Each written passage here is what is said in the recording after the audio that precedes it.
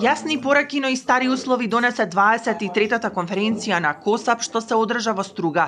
Евроамбасадорот Михаилис Рокас уште еднаш ја потврди определбата на Брисел за почеток на преговорите, но децидно потсети дека обврските за уставните измени од 2022 година остануваат на маса. Рокас денеска од Струга повика на меѓусебна доверба и конструктивност предстојниот период.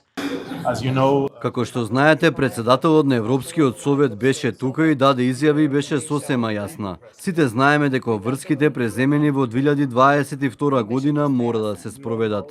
Со ова, постои голема обврска за Северна Македонија да го започне процесот на преговори и нема сомнение дека земјата припаѓа на европското семејство. Работиме многу активно за да се исполнат потребните услови да продолжиме напред.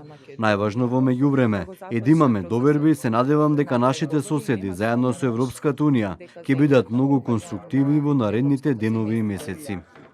И додека Брисел инсистира на уставните измени, кај нас се анализираат алтернативните модели. Француско-германскиот предлог за така наречена скалеста или фазна интеграција според пратеникот Антонио Милошовски е реален приказ на моменталните апетити на Унијата за проширување. Иако овој модел не нуди итно полноуправно членство, Милошовски оценува дека земјава мора да заземе позитивен став и максимално да ги искористи предностите од пристапот до заедничкиот пазар. Ја цениме искреноста и на Франција и на Германија што ја соопштија реалната состојба внатре во Европската Унија која што трае можеби во последниве 7-8 години, дека апетитот за нови полноправни членки со целосни права и обврски, право на вето, гласање и слично, не е толку голем како што бил пред 13 или 15 години, но од друга страна не нудат статус-кво, туку нудат фазна интеграција на земјите во одредени сектори зависно од исполнетите стандарди. Моето лично мислење е дека Македонија би требало кон таа понуда да пристапи позитивно и да влезе во разговори за фазно интегрирање кон Европската Унија, се разбира како еден преоден период до полноправно членство кога за тоа ќе се создадат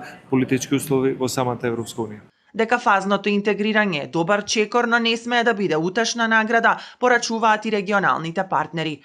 Што се тиче самог предлога Немачка и Француска, секој чекор напред и интеграција во заедничкиот пазар е дефинитивно напредок, но тоа не смее да биде крајната цел. Крајната цел мора да биде полноуправно членство и целосна интеграција во ЕУ. Нема кратенки или заменеви за спроведувањето на договорените реформи.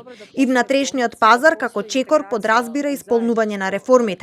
Сметам дека земјите како Македонија кои долго чекаат на овој пат и претрпеле многу тешкоти, предизвици и неправди мора да бидат соодветно наградени за реформите што ги спроведуваат. Овие ставови и дебати ја одбележаа денешната 23-та конференција на комисиите за европски прашања на земјите вклучени во процесот за стабилизација и асоциација од Југоисточна Европа. Регионалните парламентарци си заминуваат со порака дека проширувањето на Европската Унија останува стратешка цел, но динамиката и понатаму ќе зависи од условеноста на реформите и политичката волја.